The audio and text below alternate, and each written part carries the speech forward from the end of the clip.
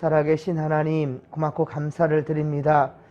우리 주님께서 우리 진목교회는 질서 있게 성장하기를 원하시나이다. 하나님, 항상 말씀대로 순종하며 우리 하나님, 내 생각보다 아버지의 생각과 그 뜻을 따라가기를 원하는 주님, 이 말씀대로 순종할 수 있는 우리 되게 하여 주시옵소서. 오늘도 주를 우리를 다스려 주시옵시고 아버지, 오직 코람되어 하나님 앞에 정직하고 진실하게 하여 주시옵소서. 하나님 감사합니다. 1000번째 73번째 드리는 이정희 목사 김명미 사모의 드림을 기억하시사 주님, 우리의 말과 행실이 경건함을 쫓아 살게 하옵소서. 교회 안에 성도들의 바른 자세가 있게 하옵소서. 하나님 감사합니다. 1000번째 850번째 드리는 김성철과 김선민 권사님의 드림을 기억하시고 진실로 하나님의 고난을 묵상하며 믿음의 깊이를 키워나가는 기도하는 사순절 기간 되게 하옵소서. 하나님 감사합니다. 우리 아버지 작정소원 감사함을 23번째 드리는 김인순 권사님의 드림을 기억하셔서 하나님 아버지 창진영이 하는 모든 일에 안전운전하게 하여 주시옵시고 우리 내 사랑하는 남편 우리 아버지와 마음을 움직여서 교회로 그 발걸음을 인도하여 주시옵소서. 선한 마음에 아버지 생명의 말씀이 떨어질 때 아버지, 우리 장지호 성도를 통하여서 놀라운 역사를 이룰 줄로 믿사오니 주의 함께하여 주시옵소서. 주의 일꾼 되게 하옵소서. 모든 것 주께 의지하며 감사드릴 때 거룩하신 예수님의 이름으로 기도하옵나이다. 아멘. 할렐루야. 오늘도 우리 하나님 우리와 함께 하십니다. 예, 오늘은 수요일입니다. 벌써 또 한 주간의 절반이 지나가는데요. 사순절은 수요일부터 시작하여 주일을 뺀 40일, 그러니까 주일까지 포함하게 되면 46일간이 되겠지요. 주일을 뺀 바로 40일 동안 지키게 되는데요. 오늘로 꼭 사순절의 절반의 시간이 지나갑니다.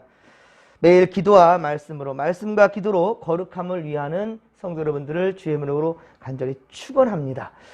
특히 매일 성전에서 새벽 예배와 혹은 이 예배를 영상으로 매일같이 듣고 또 말씀 안에 거하는 모든 성도님들에게 하나님의 특별하신 은혜가, 하나님의 특별하신 은혜가 이 사순절 기간 동안에 임할 수 있게 되기를 주의 이름으로 간절히 축원합니다. 할렐루야. 자, 오늘은 신명기 21장 15에서 21절까지 말씀으로 코람되어 하나님 앞에서 진리를 따라 행하라, 진리를 따라 행하라라는 제목으로 주의 말씀 증거합니다. 사람은 살다 보면 정의가 아닌 것을 알면서도 사적인 감정에 따라 그렇게 행동할 때가 있습니다. 예. 하나님은 그러한 인간의 연약함을 또한 아시기 때문에 감정에 따라 잘못을 그르치지 않도록 규정을 정하셨습니다. 감정을 따르는 잘못된 선택이 돌이킬 수 없는 그러한 불행을 가져올 수도 있기 때문입니다. 그래서 교회도 성경과 함께 바로 교회 헌법이 있는 것입니다. 교회는 질서대로 운행되는 것입니다.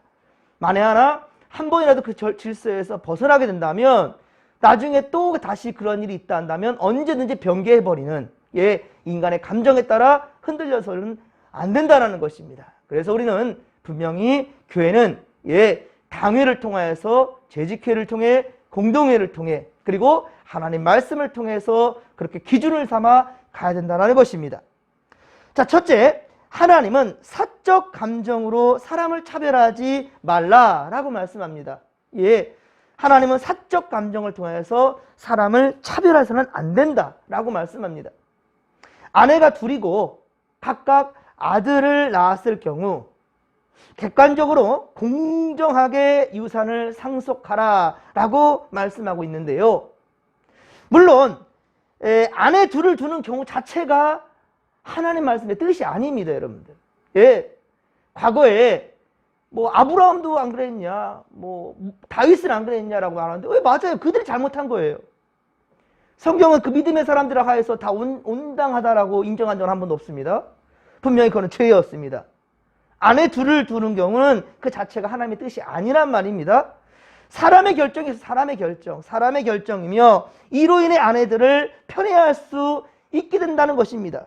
분명히 보면 어떤 사람이 15절 보면 어떤 사람이 두 아내를 두었는데 어떤 사람이 두었잖아요. 하나의 명령에 따라 두 아내를 둔 게 아니란 말입니다.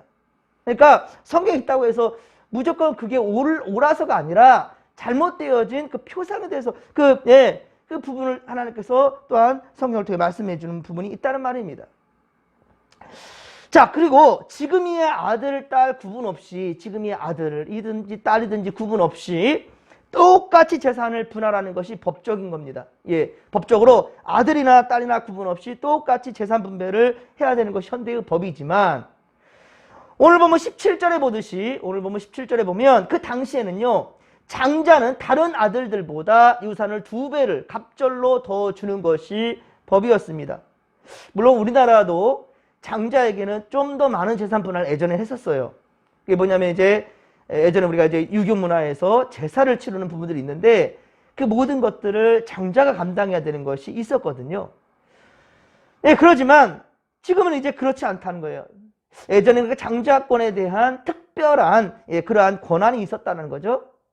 그래서 더 사랑하는 아내의 아들, 더 사랑하는 아들의 아들이 장자가 아닌데도 어떻게든지 장자로 삼으려는 그런 의도가 또 사람들에게 있었단 말입니다. 내 이왕이면 사랑하는 아들의, 사랑하는 그 아내의 그 자식이 이왕이면은 이 장자로 그렇게 하게끔 만들려는 그런 의도들. 왜 아내를 두셋 넷 다섯 두고 있냔 말이죠. 한 아내만 사랑하고 거기에 나온 자식들을 다 내 자식이니까 사랑하면 될 것을. 자, 그러나 하나님은 이런 편법을 주님께서는 금하셨다는 거예요. 그건 뭐 창세기부터 그렇죠. 하나님께서 인간을 만드셨을 때 둘이 합하여 하나가 되라고 그랬잖아요. 둘, 셋, 넷, 다섯, 여섯, 일곱이 합해서 하나가 되라는 말이 아니라 둘이 합하여, 남녀가 둘이 합하여 하나가 되라. 주님 명령이라고요. 그리고 이 여러 아내를 두고 자식들이 나오는 상황 가운데서 편애하는 것을 금하기 위해서, 바로 편법을 금하기 위해서 주님께서 말씀하고 있는 거예요. 오늘 본문에요. 성경 인물 중에 장자가 아닌 장자권을 차지한 사람이 있습니다. 그가 누구냐? 바로 야곱. 창세기 25장 27절, 창세기 25장 27절 이하에 보면 그는 쌍둥이 형 에서에게 팥죽 한 그릇으로 장자권을 그렇게 사게 되었지요. 또한 눈이 잘 보이지 아니하는 아버지 이 이삭을 어때요? 속이지요. 그 어머니 리브가 함께 더불어서 속여서 장자의 축복을 받지 않았습니까? 물론 야곱이 하나님의 언약을 잇는 영적 장자권을 받은 것은 창세기 25장 34절에 보면 형 에서가 장자권에 대한 그 명분을 가볍게 여겼더라라고 기록하고 있어요. 얼마나 가볍게 여겼다 한다면 장자권을 팥죽 한 그릇 사고 팔고 할 수 있겠습니까? 그만큼이나 귀하게 여기잖아요. 사랑하는 성도 여러분, 여러분들이 하나님을 귀하게 여긴 만큼 하나님의 그 놀라운 은혜가 임하게 된다는 사실을 명심하시기 바랍니다. 뭐 주일 1년에 52번인데 한두 번 빠지면 어때서? 이런 마음 자세로서 임하는데 하나님 그 자에게 특별한 은혜를 더하시겠습니까? 하지만 예배 한 번 드리는 그 순간이 마지막 드리는 예배처럼 최선을 다해 하나님께 예배하고 성전을 사랑하고 섬기기를 청소하는 것 하나도 가정집에 청소하는 만큼이나 최선을 다해 청소하고, 지금 음식을 나누지는 못하지만 교회에서 음식으로 성도들 대접할 때 내 사랑하는 내 자식들과 내 가족을 위해서 그 음식을 준비하는 그 정성과 마음이 있다면 하나님이 그에게 축복되지 복을 주시지 않겠습니까? 우리의 마음의 자세지요. 그렇습니다. 하지만 에서는 그 장자권의 명분에 대해서 쉽게 생각했다는 거예요. 가볍게 여겼더라. 창세기 25장 34절에 그렇게 기록하고 있습니다. 또한 장자권을 귀히 여긴 야곱에게로 그 장자권이 흐르게 되는 것 또한 역시 하나님의 선택이셨죠. 그러니까 복받을 내가 정말로 하나님의 은혜를 받을 자인가는 자신이 스스로 잘 알 거예요. 내가 어떤 마음가짐으로 임하는지. 항상 입술에 불평과 불만을 갖고 사는 사람, 그 자에겐 하나님의 복이 왔다가도 아마 다른 얘기로 향할 것 같아요. 이삭에게 에서와 야곱은 한 아내에게서 낳은 형제였지만 야곱은 아내를 넷이나 두었습니다. 그리고 그 아내들 중에 라헬을 특별히 사랑했어요. 야곱은 그 라헬을 더 많이 사랑했어요. 레아보다도 예, 둘째 부인인 예, 라헬을 특별히 사랑했고요. 그 후에 12아들 중에서 라헬의 아들 요셉을 특별히 사랑해서 채색옷, 예, 그 색동옷을 입혔단 말입니다. 다른 자식들하고 편애한 거죠. 그래, 이 같은 야곱이 사적 감정으로 자녀들을 편애하니까 그 결과가 어떻습니까? 많은 부작용을 낳았습니다. 요셉에 대한 편애가 다른 아들들의 시기와 질투를 사게 되었고요. 오죽하면 형제를 노예로 팔아넘깁니까? 죽이려고 들고요. 아무리 같은 배에서 나지 않았다 할지라도 한 아버지를, 아니요, 하나님을 믿는 민족 아닙니까? 하나님을. 그런데 어떻게 사람을, 그것도 다른 사람도 아니고 그래도 내 동생인데 죽이려고 들고 팔아넘기려고 하는, 참 말도 안 되는 일이 일어나요. 결국은 아버지의 편애로부터 나타나는 것이지요. 예, 아버지 야곱의 편애가 요셉을 궁지로 오히려 몰아넣는 계기가 돼버리고 말았다는 것이지요. 형제를 노예로 팔고 아버지를 속이는 그런 결과가 있게 되었단 말입니다. 그러나 하나님은 요셉을 통하여 어때요? 구원의 역사를 이루셨지요. 야곱과 그의 자손들은 모두 이제 애굽으로 이주하게 되는데, 하지만 야곱은 또 자신의 그 죽음 앞에서 또다시 요셉의 아들 에브라임과 므낫세를, 그러니까 손자지만 에브라임과 므낫세, 그 요셉의 자식이잖아요. 근데 요셉 대신에 둘을 올려버려요. 결국은 어떻습니까? 예, 바로 에브라임과 므낫세를 자신의 아들 반열에 편입시켜버리는 이런 또 편법을 저지르고 있습니다. 실질적으로 요셉에게 장자권을 부여한 거나 다름이 없죠. 그뿐 아니라 에브라임과 므낫세에게 축복할 때도 어떻습니까? 동생 에브라임에게 오른손을 가요. 예, 그리고 형인 오히려 예, 므낫세에게 왼손으로 가게 되는, 참 이렇게 또 장자권을 부여하는 그런 모습을 보게 됩니다. 하나님의 뜻에 따라 질서를 움직일 수는 있지만, 하나님의 뜻에 따라라고 그랬어요.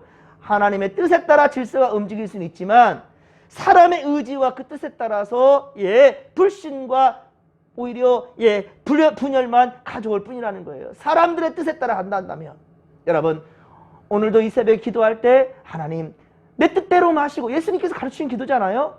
내 뜻대로 마시고 누구 뜻대로? 아버지의 뜻대로 하옵소서. 할렐루야. 여러분 이 시간의 기도도 그 기도가 있어야 되는 거예요. 우리가 항상 기도할 때마다 예, 마지막은 그래야 되는 거예요. 여러 가지 기도를 하나님께 드린다 할지라도 하나님 내 뜻대로 마시고 아버지의 뜻대로 하옵소서. 왜? 아버지의 뜻이 최고의 좋은 뜻이거든요. 예. 그렇기 때문에 하나님은 가장이라도 자신의 감정에 따라 이 가정의 질서를 임으로 바꾸지 못하게 하신 것이에요. 감정에 따라 다른 사람을 대하면, 여러분 감정에 따라서 사람을 대한다면 어때요? 공평하고 공정하게 대할 수 없게 되기 때문이지요. 그렇습니다. 우리가 원수였을 때 우리를 먼저 사랑하신 하나님의 사랑은 감정에 따라 다른 사랑이 아니었던 거예요. 하나님의 사랑은 우리 이 죄인된 우리를, 이 인류를 구원하시고자 바로 모든 이에게 똑같이 구원의 문을 열어주시고, 영접하는 자 곧 그 이름을 믿는 자들에게는 예, 유대인이라고 더한 것 같고 예, 먼저 있는 나중 된 자 구분하지 아니하고, 하나님은 모두에게라고, 누구든지 주의 이름을 부르는 자는 뭐한다? 구원을 받으리라. 할렐루야. 누구든지입니다. 모두에게 똑같은 기준과 똑같은 예, 여건을 허락하셨단 말입니다. 여러분들 최선을 다하여서 주님 열어놓으신 산길, 생명의 길로 나갈 수 있는 우리 모두 되기를 주님 간절히 축원합니다. 고람되어 하나님 앞에 진리를 따라 행하기 위해, 자, 그 첫 번째로니까 예, 사적인 감정을 가지지 말고 사람을 차별하지 말라. 사람을 차별하지 말라. 두 번째는요, 하나님 앞에 진리를 따라 행하기 위해서 두 번째는 사심이 아닌 공의로운 말씀을 따라 행하라. 사심이 아닌 공의로운 말씀, 하나님 말씀 따라 행하라 라고 말씀하고 있어요. 오늘 보면 18절 이하에 보면 하나님은 악하고 폐역한 아들이 부모를 거역하고 하나님의 법을 어길 경우에 어떻게 합니까? 부모가 그 아들을 법정에 세우랍니다. 그리고 돌로 쳐 죽이라는 거예요. 자식을. 사실 이 명령은 너무 충격적이죠. 너무 충격적이지 않습니까? 아무리 아들이 부모의 말을 어기로기로 서니 그 아들을 죽게 하는 부모가 세상에 어디 있습니까?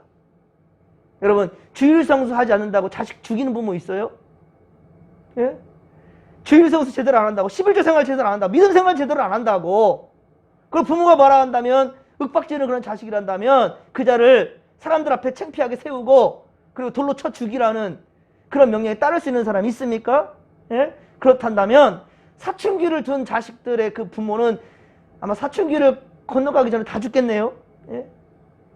그러면 말씀대로 행하지 말라는 겁니까? 어떻게 할까요, 여러분들? 말씀에는 분명히 돌로 쳐 죽이라 하지 않습니까? 21절 보면 그 성읍의 모든 사람들이 그를 돌로 쳐 죽일지니 라고 말씀하잖아요. 그것도 어떻게 합니까? 19절 하반절 보면 그 성읍 장로들에게 나아가서 성도들의 대표 위에 세우고 심판대 위에 세우라는 거죠.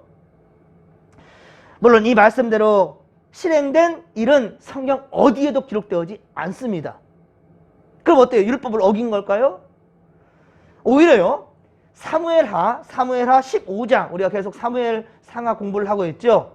사무엘하 15장 이제 좀 아니면 우리가 이제 참 비극적인 이야기들도 계속 공부하게 될 겁니다. 그 가운데 매여 있는 하나님의 메시지를 우리가 발견해야 되겠지만요. 사무엘하 15장에 보면 다윗의 아들 압살롬이 그 아버지의 왕위를 찬탄합니다. 그리고 그 아버지를 죽이려고 들어요.